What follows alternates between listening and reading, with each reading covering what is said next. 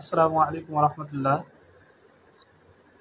আবু মাসউদ আনসারী রাদিয়াল্লাহু তাআলা আনহু বলেন যে রাসূল সাল্লাল্লাহু আলাইহি ওয়াসাল্লাম বলছেন যে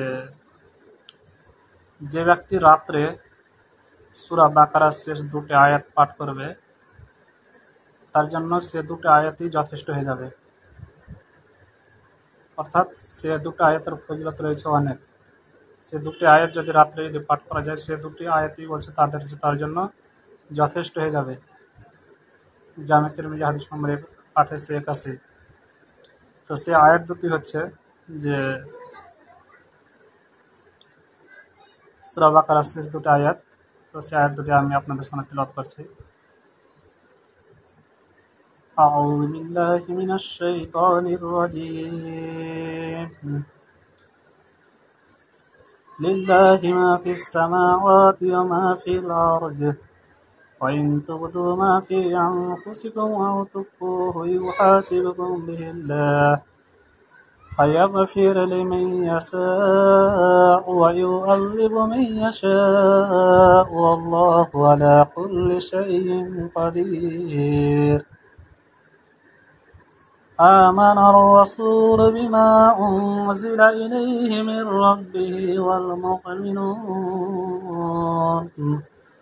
كل آمن بالله وملائكته وكتبه ورسله لا نفرق بين أحد من رسله وقالوا سمعنا وأطعنا غفرانك ربنا وإليك المصير لا يكلف الله نفسا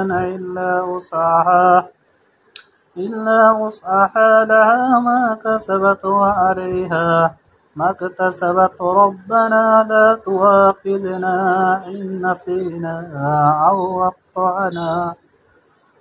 أخطأنا ربنا ولا تحمل علينا إصرا كما حملته على الذين من قبلنا ربنا ولا تحملنا ما لا طاقة لنا به واعف عنا واغفر لنا وارحمنا أنت مولانا فانصرنا على القوم الكافرين।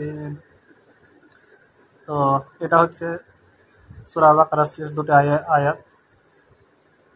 ওয়া ইলাইহিল মাসির থেকে একটি আয়াত এবং লা ইউকাল্লিফুল্লাহু নাফসান ইল্লা উসআহা এটা হচ্ছে একটি আয়াত। তো অবশ্যই আপনারা এই আয়াত দুটি নিয়মিত রাত্রে পড়ার চেষ্টা করবেন, কারণ এর ফজিলত রয়েছে বহুত।